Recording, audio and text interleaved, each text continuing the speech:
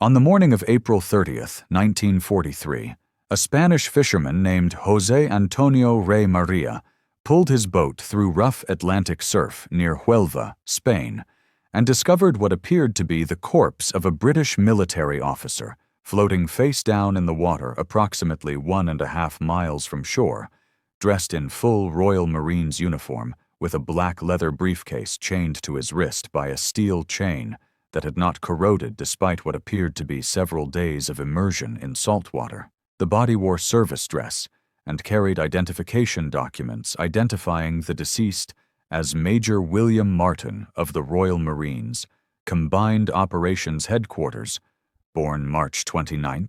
1907, to John Glyndwr Martin and the late Antonia Martin of Cardiff, Wales, and the briefcase attached to his wrist suggested that this was no ordinary casualty of war, but rather a courier carrying documents important enough to require physical security, even in death. Rey María, who had seen bodies wash ashore before because the waters off Huelva were treacherous and shipwrecks were common,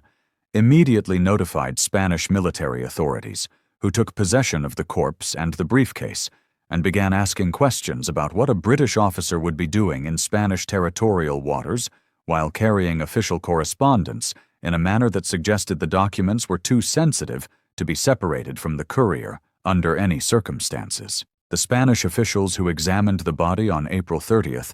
noted that decomposition had progressed to a degree consistent with several days of immersion, that the lungs appeared to contain seawater suggesting drowning as the cause of death, and that personal effects on the corpse included a silver cross on a chain around the neck, keys, loose change totaling £2 sterling and 7 shillings, cigarettes, matches, a wallet containing photographs of a young woman identified on the back as Pam, receipts from a London jeweler for an engagement ring purchased on April 19th for £21 15 shillings,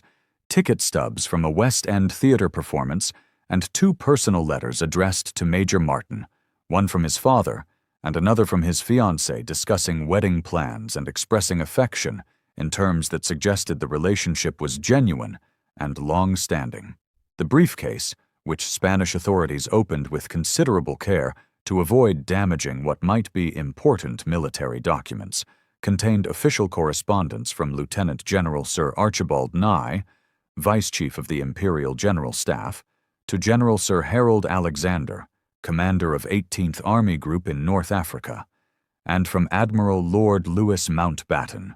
Chief of Combined Operations, to Admiral of the Fleet Sir Andrew Cunningham, Naval Commander-in-Chief Mediterranean, and these letters discussed in specific detail the upcoming Allied invasion plans for the Mediterranean theater, naming Sardinia and Greece as primary targets and dismissing Sicily as merely a cover operation to deceive the enemy into believing the main assault would come at the obvious location when in fact the true objectives lay elsewhere.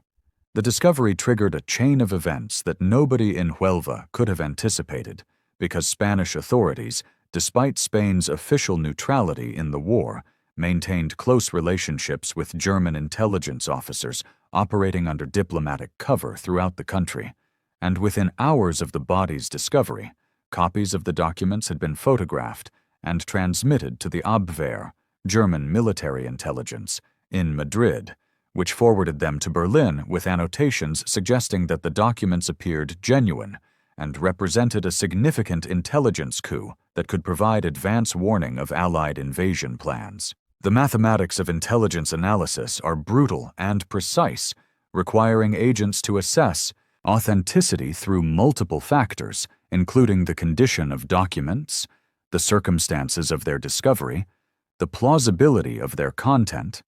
and the likelihood that the entire affair could be an elaborate deception. And in this case, every factor pointed toward authenticity, because who would go to the trouble of dressing a corpse in full military uniform, creating an elaborate personal history complete with fiancé and family correspondence, and floating it off the Spanish coast unless the documents were genuine, and the courier had died in an actual aircraft accident while carrying legitimately classified materials? the man floating in the Atlantic off Huelva on April 30th, 1943, was not Major William Martin of the Royal Marines, but rather Glyndwr Michael, a 34-year-old homeless man from Aberbargod, Wales, who had died on January 24th, 1943, in an abandoned warehouse near King's Cross Station in London after ingesting rat poison that had been spread on bread crusts to attract vermin,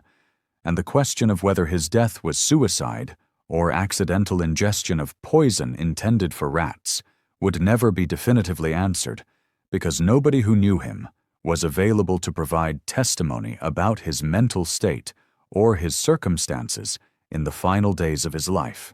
Michael was born in Aberbargod, Glamorganshire, Wales, on January 4, 1909, to Thomas Michael and Sarah Ann Michael. And his early life followed a trajectory that was tragically common in the industrial valleys of South Wales during the Depression years, starting with poverty, progressing through unemployment and desperation, and ending in the kind of anonymous urban homelessness where a man could die alone in a warehouse and nobody would report him missing because nobody knew he was gone. The rat poison that killed him was a phosphorus-based paste designed to be spread on bread or other food items that rats would eat. And phosphorus poisoning causes a horrific death involving severe abdominal pain, vomiting, damage to internal organs including the liver and kidneys, and eventual organ failure.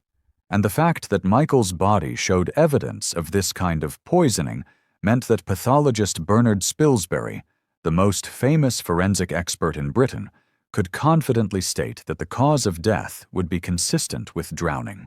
because phosphorus poisoning produces fluid accumulation in the lungs that could be mistaken for seawater inhalation if the examiner was not looking too closely. Spilsbury was consulted by British Naval Intelligence in late 1942 about what type of corpse would be suitable for a deception operation that required floating a body off the Spanish coast with fake documents attached,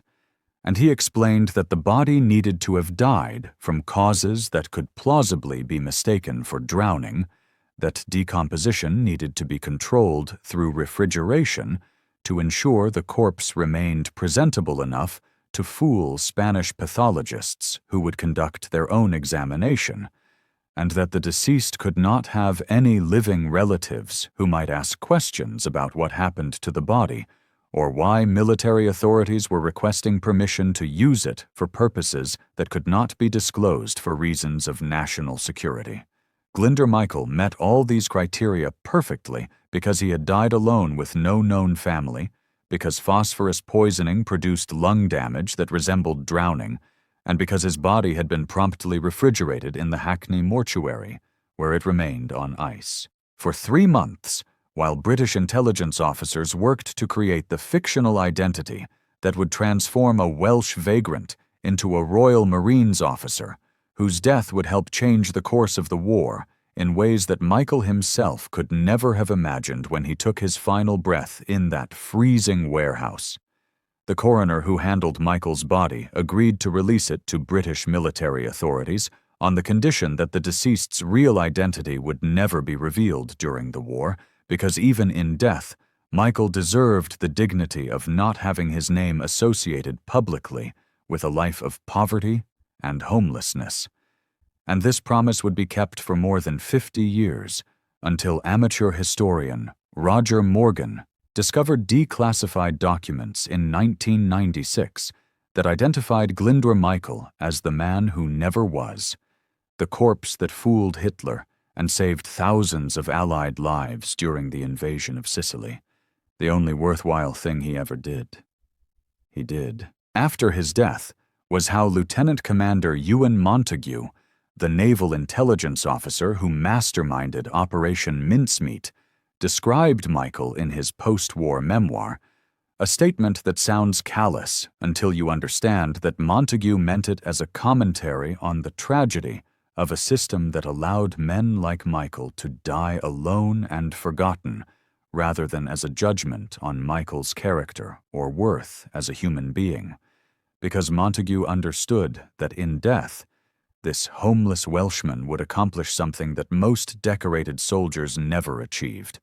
which was to personally deceive Adolf Hitler and alter the strategic calculus of an entire theater of war. If you want to see how a dead, homeless man convinced Hitler to defend the wrong island and helped the Allies win Sicily, hit that like button and subscribe to the channel because it helps us share these stories to more people. Let's move on.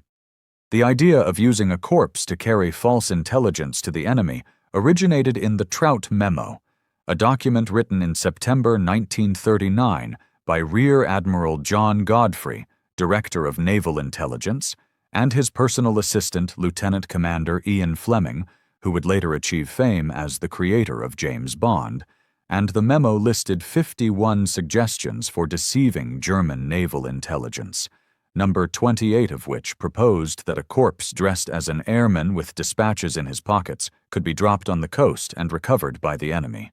Who would believe the documents were genuine because they came from a dead man who obviously had no reason to be carrying fake intelligence? The suggestion sat in files for years because nobody could figure out how to obtain a suitable corpse without raising questions, or how to ensure the body would wash ashore in the right location with the documents intact. Until November 1942, when Flight Lieutenant Charles Cholmondeley, an RAF intelligence officer assigned to MI5's 20 Committee, which handled double agents and deception operations, proposed a variation of Fleming's plan that involved floating a corpse off the Spanish coast, where known German intelligence agents operated, and where the supposedly neutral Spanish government routinely shared information with the Abwehr despite official protestations of neutrality. Cholmondeley, born in O'Halloran Hill, South Australia, on January 27, 1917, was described by colleagues as brilliant but socially awkward, a man whose fertile imagination and mastery of detail made him invaluable for deception work, even though he had been commissioned as a pilot officer in the RAF, despite reportedly never having flown an aircraft, and his proposal to use a corpse to mislead the Germans about Allied invasion plans was initially rejected by the 20 Committee as too complex and risky, because if the deception failed and the Germans realized they were being fed false intelligence, it would compromise all future deception operations and alert the enemy that Britain was capable of elaborate strategic frauds. But John Masterman, chairman of the 20 Committee, saw potential in the idea and assigned Ewen Montagu, the naval representative on the committee, to work with Cholmondeley to develop the plan further, and this partnership between the socially awkward RAF officer and the aristocratic naval intelligence officer would produce one of the most successful deception operations in military history, a scheme so audacious that even those who planned it had difficulty believing it would actually work. Ewen Edward Samuel Montagu was born on March 29, 1901, into one of Britain's most prominent Jewish families, the second son of Louis Montagu, 2nd Baron Swaithling, whose family had made their fortune in banking and who moved in the highest circles of British society, and Montagu had followed the expected path for someone of his background, attending Westminster School and Trinity College, Cambridge, before being called to the bar in 1924 and building a successful career as a King's Counsel specializing in complex legal cases. When war broke out in 1939, Montagu volunteered for the Royal Naval Volunteer Reserve and was assigned to the Naval Intelligence Division under Admiral Godfrey, where he ran NID-17M, the sub-branch handling counter-espionage work, and where he had been briefed on the need for deception operations to support the Allied invasion of the Mediterranean, following the successful conclusion of the North African Campaign in May 1943. By late 1942, Allied military planners had turned their attention to the next target after North Africa, and the choice was obvious to anyone looking at a map because Sicily, the large island at the southern tip of Italy, was the closest Axis-controlled territory to the Allied bases in North Africa, and capturing Sicily would open the Mediterranean to Allied shipping and provide a launching point for the invasion of mainland Italy. But the problem was that the Germans knew this too, and would certainly reinforce Sicily's defenses unless the Allies could somehow convince them that the invasion would come somewhere else. Creating William Martin required obsessive attention to detail that bordered on paranoia, because British intelligence understood that German intelligence officers would scrutinize every aspect of the corpse and its possessions, looking for evidence of deception. And a single anachronism or implausible element could unravel the entire operation and alert the enemy that they were being manipulated rather than receiving genuine intelligence through a stroke of extraordinary luck. Montagu and Cholmondeley began by selecting the name William Martin because there were several Royal Marines officers of that rank with that surname, which meant that if the Germans checked service records through their intelligence networks, they would find confirmation that officers named Martin existed in the Royal Marines without being able to identify which specific Martin was the one who had drowned, and this ambiguity was intentional because it prevented the Germans from conducting targeted investigation that might reveal discrepancies. The rank of Captain Acting Major was chosen because it was common for officers to hold acting ranks one grade above their permanent rank during wartime, and this detail added authenticity while also explaining why Martin might be carrying high-level correspondence despite not being a full major, because acting ranks were often assigned to officers serving in staff positions where they needed authority commensurate with their responsibilities, even though their permanent rank was lower. The personal effects placed on the body represented weeks of work by intelligence officers who understood that authenticity required more than just official documents, but also the accumulated detritus of an ordinary life. The small items that a man carries in his pockets, and that collectively tell a story about who he is and what matters to him. Montagu's secretary, Jean Leslie, agreed to pose as Pam, Martin's fiancée, providing photographs that were aged and worn to suggest they had been carried in a wallet for months, and she wrote love letters in her own handwriting that referenced specific events and private jokes that only a real couple would share, including discussions about wedding plans, complaints about Martin's father's drinking, and affectionate teasing about Martin's tendency to lose things. And these letters were dated and folded and refolded to simulate the wear patterns that would result from repeated reading. The receipt from S.J. Phillips jeweler on New Bond Street for £21 15 shillings for an engagement ring was genuine, purchased by Montagu using operational funds, and the theatre ticket stubs from the Prince of Wales Theatre were for performances that had actually occurred on dates when Martin could plausibly have attended,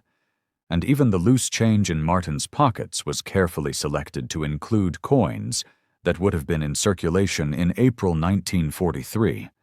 and that showed appropriate wear from handling. The official documents were the most critical element of the deception because they needed to be genuine in format and signature while containing false information about invasion plans,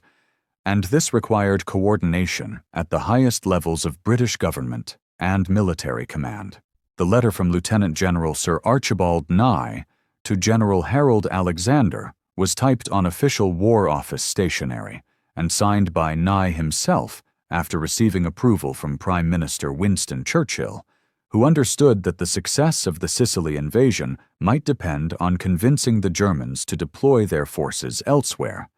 and the letter discussed the upcoming invasions of Sardinia and Greece in specific detail, while mentioning Sicily only as a cover operation designed to make the Germans think the main assault would come there, when in fact it was merely a feint to draw attention away from the real targets. The second letter, from Admiral Lord Louis Mountbatten to Admiral Andrew Cunningham, was equally specific in naming Sardinia and Greece as primary objectives, and both letters contained enough authentic details about Allied operations, including correct code names and references to real military units, that German intelligence analysts would find them consistent with other information they had gathered from signals intercepts and agent reports, creating a false pattern that confirmed what the fake documents claimed. The body itself required careful preparation because it needed to look like a drowning victim who had been in the water for several days, but not so decomposed that Spanish pathologists would become suspicious about the time of death or the condition of the corpse. Montagu and Cholmondeley drove from London to Hackney Mortuary on the night of April 17, 1943, where they dressed Glyndwr Michael's refrigerated corpse in Royal Marines uniform that had been carefully selected to fit properly, though they encountered difficulty with the boots, because Michael's feet had frozen solid, and the leather would not stretch over them until an electric heater was located, and the feet were thawed enough to force the boots on. The pocket litter was arranged to look natural rather than staged, with items distributed across various pockets in the way a real person would carry them, and the briefcase was attached to Martin's wrist using a steel chain and padlock, because intelligence analysis suggested that important military couriers often used physical security measures to prevent documents from being lost or stolen if the courier was incapacitated. The prepared body was placed inside a specially designed cylindrical steel canister marked Handle with Care - Optical Instruments, which was filled with 21 pounds of dry ice that sublimated into carbon dioxide and drove out oxygen, preserving the corpse without refrigeration while the canister was transported from London to Scotland aboard a 1937 Fordson van driven by MI5 driver St. John Horsfall, with Montagu and Cholmondeley riding in the back to ensure the canister remained secure during the overnight journey to Greenock on Scotland's west coast. HMS Seraph, a British S-class submarine with pennant number P219, departed Holy Loch, Scotland, on April 19, 1943, under the command of Lieutenant Norman Limbury Auchinleck Jewell, who had been briefed that his submarine was carrying optical instruments in a sealed canister, and that the mission involved a special operation that would be explained once Seraph reached the Mediterranean. And Jewell, who had already participated in several clandestine operations, including the evacuation of French General Henri Giraud and reconnaissance missions along enemy-held coastlines, understood that questions about the canister's actual contents would not be answered, and that his job was simply to transport it safely to the designated coordinates, off the Spanish coast.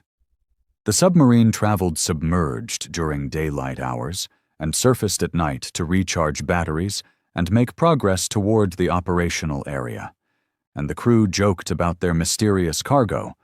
calling it John Brown's body, or our new shipmate Charlie, unaware that they were literally correct about having a corpse aboard, and that the success or failure of the upcoming Allied invasion of Sicily might depend on how convincingly this dead man could deceive German intelligence officers who would examine his body and documents in Madrid and Berlin. On April 30, 1943, after spending the previous day reconnoitering the coastline near Huelva to ensure no Spanish patrol boats or fishing vessels were in the immediate area, Seraph surfaced at 0415 hours approximately 1.5 miles from shore in position 37 degrees, 13 minutes north, 7 degrees, 18 minutes west, and Lieutenant Jewell ordered all crew below, except his officers, before having the steel canister brought up on deck and opened. The body of Major William Martin, which had been packed in dry ice for nearly 2 weeks, was in good condition despite some decomposition, and Jewell and his officers lowered it into the Atlantic with the briefcase still chained to the wrist and the Mae West life jacket properly inflated to ensure the corpse would float rather than sink to the bottom, where it would never be discovered. Jewell read the 39th Psalm from the Book of Common Prayer, which begins, "Lord, let me know mine end, and the number of my days, that I may be certified how long I have to live." And after completing the brief service, he ordered the submarine's engines to full astern so that the wash from the propellers would push the corpse toward shore, where the current and tide would carry it the final distance to the beach, where José Antonio Rey Maria would find it less than 5 hours later. The canister disposal proved more difficult than anticipated because Seraph had to travel 12 miles offshore to deeper water before attempting to sink it, and when they pushed the empty container overboard and it floated due to air trapped in the insulation, they riddled it with machine gun fire from the submarine's deck gun. But still it refused to sink, so they finally destroyed it with plastic explosives to ensure no evidence remained of how the body had been transported to Spanish waters. Jewel sent the coded message Mincemeat completed to the Admiralty and continued on to Gibraltar, his part in the operation finished. And now everything depended on whether the Spanish authorities would examine the documents and pass copies to German intelligence as British planners anticipated, and whether German intelligence analysts would believe that the documents were genuine and would convince Hitler to redeploy forces away from Sicily to defend Sardinia and Greece against invasions that would never come. The body reached shore at approximately 0930 hours on April 30th and was immediately taken to Huelva by Spanish soldiers, who handed it over to Naval Judge Eduardo Claus, and the presence of the briefcase and official documents triggered exactly the response that Montagu and Cholmondeley had anticipated, because Spanish military intelligence photographed every document before officially returning the unopened briefcase to British authorities with assurances that nothing had been disturbed, and copies of those photographs reached Abwehr headquarters in Madrid within 24 hours of the body's discovery. The documents reached Berlin in early May 1943, and German intelligence analysts subjected them to scrutiny that would have detected most deceptions, examining the paper for authenticity, analyzing the signatures for evidence of forgery, cross-referencing the content against other intelligence reports about Allied activities in the Mediterranean, and assessing whether the circumstances of the body's discovery were plausible given what they knew about British courier procedures and the routes typically flown by aircraft traveling between Britain and North Africa. Every test pointed toward authenticity because the paper was genuine British military stationery. The signatures matched exemplars of Nye's and Mountbatten's handwriting that German intelligence had obtained from previous documents. The content was consistent with signals intelligence that suggested Allied forces were preparing for major operations in the Mediterranean, and the personal effects on the body told a coherent story about a real person rather than a fabricated identity.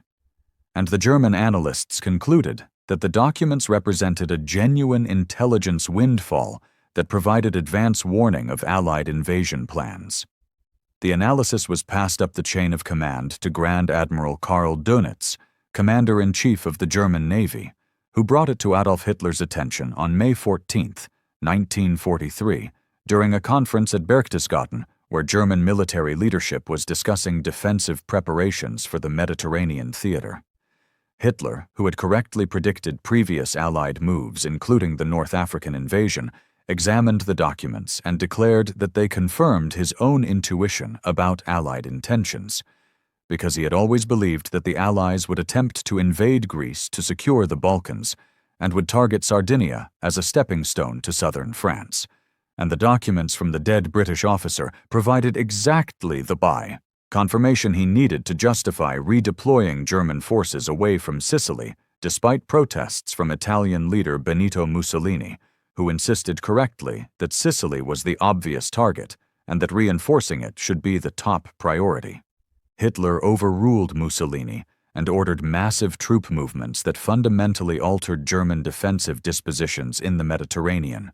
sending the 1st Panzer Division to Greece along with substantial artillery and infantry reinforcements that brought German strength in Greece to 8 divisions, doubling the number of troops stationed on Sardinia, reinforcing positions in Corsica and southern France, and leaving only 2 German divisions in Sicily, the 15th Panzer Grenadier Division and the Hermann Göring Panzer Division, because Hitler believed that any Allied assault on Sicily would be merely a diversionary attack designed to draw German attention away from the real invasions coming at Sardinia and Greece. The redeployment took weeks to complete because moving entire divisions with their equipment and supplies required extensive logistics coordination, and by the time Allied forces launched Operation Husky, the invasion of Sicily, on July 9th and 10th, 1943, the German defensive posture in the Mediterranean had been fundamentally compromised by Hitler's decision to trust intelligence that came from a corpse floating off the Spanish coast. British signals intelligence confirmed that the deception had worked when decrypt teams at Bletchley Park intercepted German communications referring to the documents and noting that defensive preparations for Greece and Sardinia had been accelerated based on intelligence regarding Allied invasion plans, and Montagu received word through classified channels that mincemeat had been swallowed whole by the Germans, meaning that thousands of Allied soldiers would assault Sicilian beaches, defended by a fraction of the forces that would have been there if Hitler had not been deceived by a dead homeless man from Wales who had never fired a shot in anger and had never intended to serve his country in any capacity. The Allied invasion of Sicily commenced on the night of July 9th through 10th, 1943, when more than 2,500 Allied ships carrying 180,000 troops, 600 tanks, and 14,000 mechanized vehicles approached the southern coast of the island in the largest amphibious operation in the European theater, apart from the Normandy invasion that would come 11 months later, and the assault plan called for the American 7th Army under Lieutenant General George S. Patton to land on the western beaches near Gela, Scoliti, and Licata, while the British 8th Army under General Bernard Montgomery landed on the eastern beaches between Pachino and Syracuse. The weather on the night of July 9th was terrible, with high winds and rough seas that made landing operations dangerous and nearly caused Allied commanders to postpone the assault. But the same weather conditions convinced Axis defenders that an invasion was impossible. Under such circumstances, and this assumption meant that Allied forces achieved tactical surprise despite conducting an amphibious landing in daylight against defended beaches, because the Germans and Italians were not expecting an attack and were not at their assigned defensive positions when the first landing craft grounded on Sicilian sand. The resistance encountered by Allied forces during the first 72 hours was far lighter than anticipated, because Operation Mincemeat had succeeded in convincing Hitler to deploy the majority of German forces to Greece and Sardinia, leaving only 2 German divisions in Sicily to support Italian units whose morale had collapsed after years of defeats in North Africa, and whose willingness to fight for Mussolini's fascist regime had evaporated in the face of Allied naval bombardment and air superiority that gave the attackers complete control of the skies over the battlefield. In the first 3 days of fighting, 150,000 Allied troops, 7,000 vehicles, and 300 tanks were landed on Sicilian beaches, supported by 6 battleships, 10 cruisers, 2 aircraft carriers, and more than 4,000 aircraft that provided close air support and bombed German defensive positions, and the WWII amphibious trucks, making their combat debut during the Sicily invasion, proved remarkably effective at delivering supplies directly onto the beaches without requiring port facilities or constructed docks. The Canadian 1st Infantry Division landed at Pachino with minimal casualties because Italian defenders surrendered rather than fight, preferring captivity to death in a war they no longer believed in. And by the end of D-Day, Canadian forces had secured all their initial objectives and were preparing to advance inland toward the mountain towns that controlled access to the eastern coast, and one Canadian captain wrote in his diary that the landing was almost too easy, with fewer than 75 casualties, including members of the Marine Commandos, and that they had captured more than 700 Italian prisoners who seemed relieved to be out of the war. The campaign lasted 38 days and cost the Allies approximately 24,850 casualties including killed, wounded, and missing, while Axis forces lost approximately 9,000 killed, 45,000 wounded, and 125,000 captured, the vast majority of whom were Italians who had been abandoned by their German allies as the military situation deteriorated, and who had no interest in dying for a regime that had already lost the confidence of the Italian people. On July 24, 1943, 2 weeks into the Sicily campaign, the Grand Council of Fascism met in Rome and voted to depose Benito Mussolini from power, replacing him with Marshal Pietro Badoglio, who immediately began secret negotiations with the Allies for Italy's withdrawal from the war. And although these negotiations would take weeks to finalize, and although German forces would occupy much of Italy and continue fighting until 1945, the fall of Mussolini represented the first collapse of a major Axis power and validated Churchill's strategy of attacking the soft underbelly of Europe through Italy, rather than launching a premature cross-channel invasion of France. When Allied forces entered Messina on August 17, 1943, they discovered that German forces had evacuated more than 100,000 troops across the Strait of Messina to mainland Italy, where those forces would continue fighting for another 2 years. But the capture of Sicily had opened the Mediterranean to Allied shipping for the first time since 1941, and had demonstrated that amphibious operations could succeed against defended coastlines if properly planned and executed with adequate air and naval support. After the war, Ewen, Montagu, and Charles Cholmondeley were honored for Operation Mincemeat, the deception that convinced Hitler to defend Greece and Sardinia, while Sicily fell with far lighter resistance, saving thousands of Allied lives. The true identity of the corpse remained secret until the 1990s, when Glyndwr Michael was revealed as the man behind the fictional Major William Martin, buried in Huelva, Spain, under a false name and an ironic epitaph. Montagu later published The Man Who Never Was, turning a forgotten death into a defining intelligence victory. Michael, who died unnoticed in London, became a silent weapon whose unchosen sacrifice reshaped the Mediterranean War and exposed Hitler's fatal willingness to believe what he wanted to be true. If you have made it this far, then you are a real one, so please let us know where you are watching from. We would love to hear from you. Thanks for watching, and see you in the next one.